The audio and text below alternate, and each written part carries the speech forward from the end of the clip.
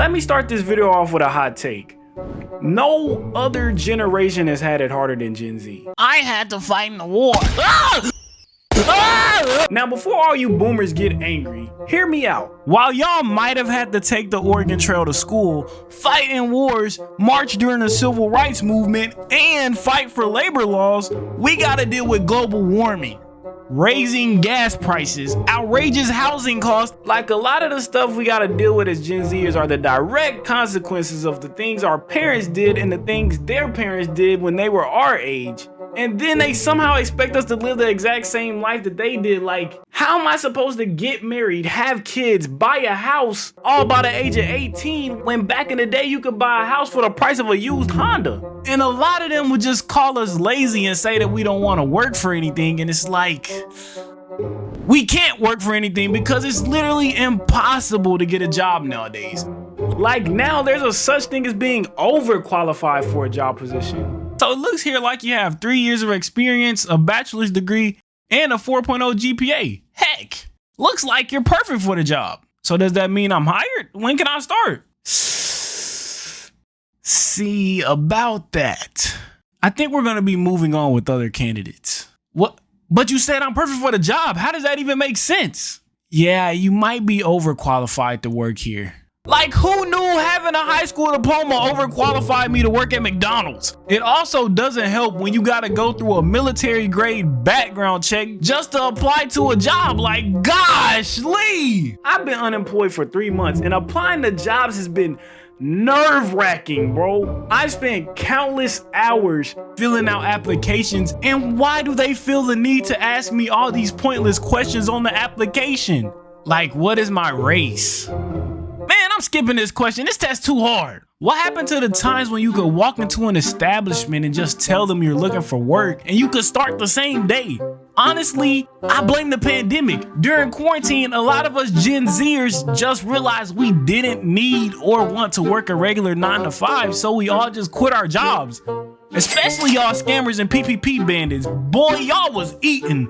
And with that, they probably had enough of us Gen Zers, bro. Like, not to mention, us Gen Zers are some chronic job hoppers, bro. Like we don't even need to have another job lined up, and that's part of the problem. If we feel like we're getting underpaid or overworked in the slightest, we're quitting. And me personally, I've been through I don't know how many jobs in the last couple months, and as you can imagine, that doesn't look good on my resume. These days, jobs are worse than females when it comes to ghosting. Like, the amount of times I've sent in an application and gotten an interview just to never get a call back or even an email is insane to me. Like, what happened to professionalism? If I wanted to get ghosted, I would have taken a random girl from Tinder out on a date. Calling the company doesn't help neither, because when I call them, they'll either tell me their hiring manager isn't in, or they'll just leave me on hold until I hang up.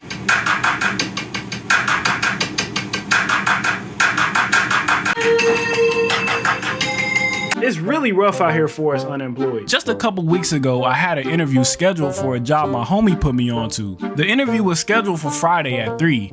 Early Friday morning, around 8 a.m., I got a phone call from a random number. The call was to set up an interview with another job, literally that same morning, in the next 2 hours. Me being half asleep, I'm a Gen Zer, we don't wake up until 12. I stupidly agreed to the interview and try to go back to sleep, but then it hits me. I already had an interview scheduled for 3 the same day, which, not gonna lie, was a way better paying job.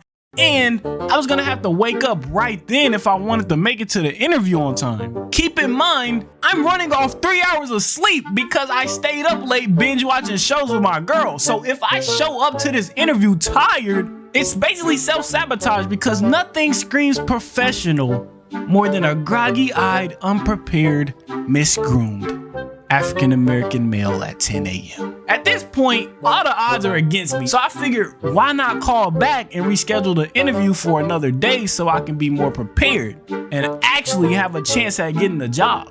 So I called back. Hello, we just recently spoke on the phone about an interview. I was wondering if we could reschedule. So when are you going to be free to interview?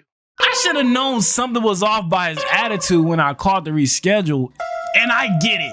My fault for trying to reschedule the interview so I could be more professional. I decided to give him the benefit of the doubt. Figured maybe he was having a rough morning, and I set the interview up for the following Monday at the same time. Come Monday, I wake up just feeling off about the whole situation.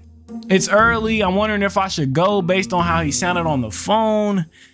It's early. I decided once again, I'm gonna give him the benefit of the doubt and at least try to give off some sort of professional vibe. I arrive at the job. It's this local grocery store. Not gonna lie, I don't even remember the position I applied for. I walk in, tell the customer service desk I'm here for an interview, and she tells me the store manager is on a conference call and that it's going to be a short wait, and tells me to wait in the break room. Now I'm waiting in there for what seemed like 25 to 30 minutes, and now I'm having second thoughts, like you're giving me too much time to rethink my decision. I've been to an interview like this before where I had to wait and it didn't turn out good. I'm just getting bad vibes all around about this interview, and it hasn't even started yet. I make up in my mind that I'm about to leave and the store manager finally walks in. Immediately, a ton of red flags went off in my head because first, he had the clean baldy. He could have given Morris Chestnut a run for his money. Second, he didn't shake my hand or even introduce himself, so it's already a lack of respect. And third, what I'm about to tell you definitely set the course for the rest of the interview. Soon as I sit down, the first question he asked me is, so why couldn't you make it to the interview on Friday? Oh, something came up. Well, yeah, but I kind of just want to know what happened. Oh yeah, it was something with my grandmother.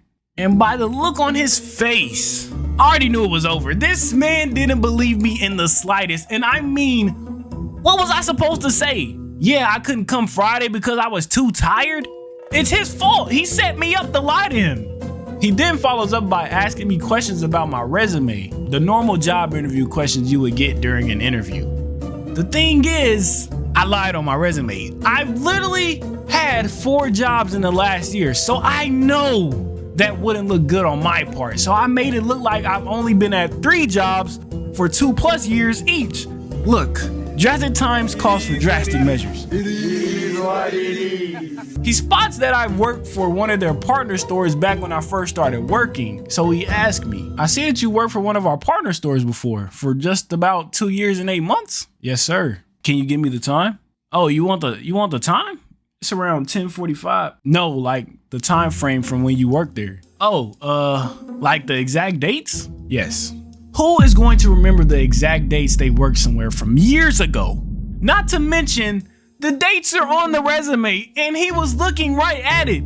I really feel like he was trying to lie Yagami me to catch me in a lie again. I try my hardest to remember the dates I put down on my resume and give him a general ballpark answer, and then he follows up by asking me, are you still at Lowe's? Oh, yes, sir. Man, I quit Lowe's months ago. At this point, I've already told him 2 to 3 lies. Might as well just ride the train all the way to the next stop. He then asked me how much I'm getting paid, to which I reply, oh, I was getting paid $14.50.